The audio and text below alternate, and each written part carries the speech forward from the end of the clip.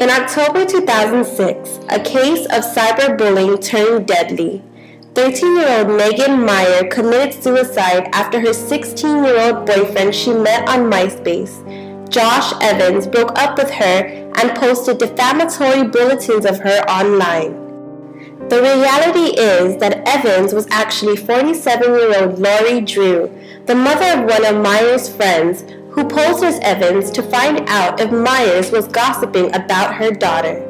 Unfortunately, the Meyer case is not an isolated incident.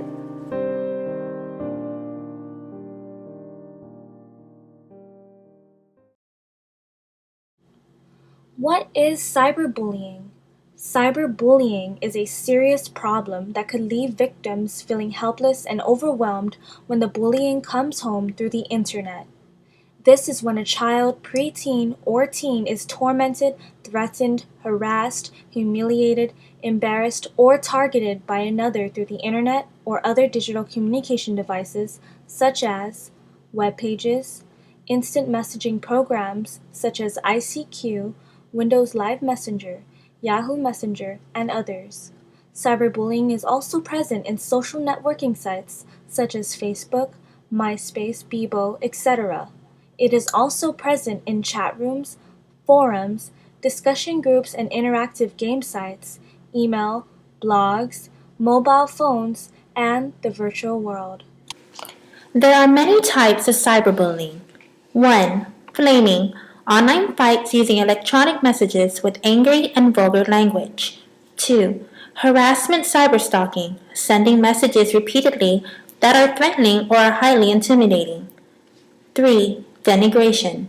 Dissing someone online. Sending or posting cruel gossip or rumors about a person to damage his or her reputation or friendships. 4. Impersonation.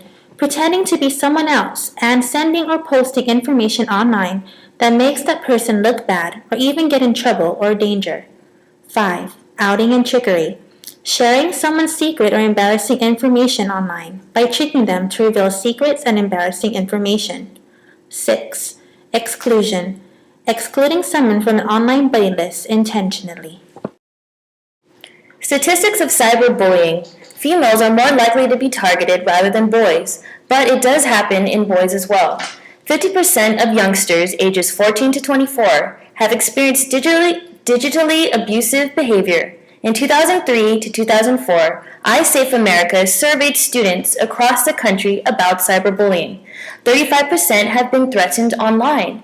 21% have received mean or threatening emails or other messages. 53% have admitted saying something mean or hurtful to another person online.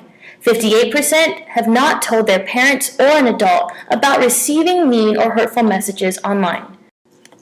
So how can parents prevent this from happening to their children?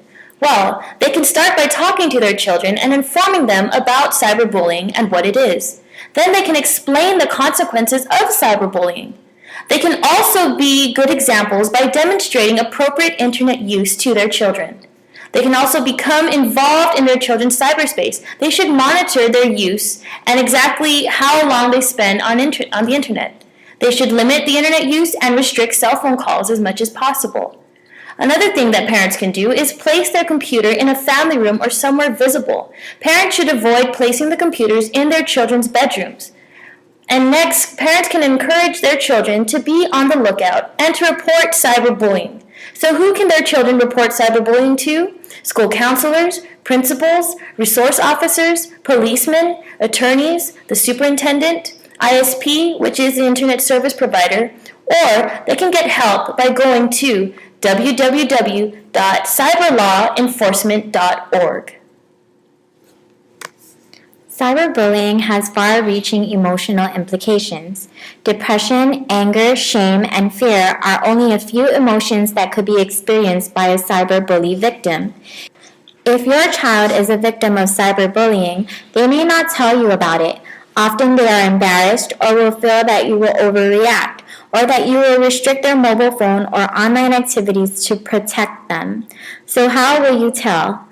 There are many signs that indicate if your child is a cyberbully victim. It is important that you closely monitor your child's use of computers and mobile phones and notice any behavior that seems unusual. What to look for. Your child could be a victim if he or she 1. Stops using the computer or mobile phone suddenly or when you approach. 2. Is hesitant about going to school or leaving the house.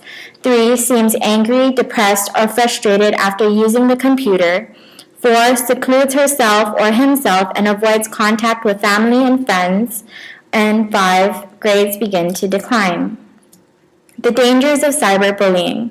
Studies show that children and teens that were exposed to cyberbullying felt hurt feelings, sadness, depression, or other more serious mental health problems, anger, fear, frustration, and the inability to trust others.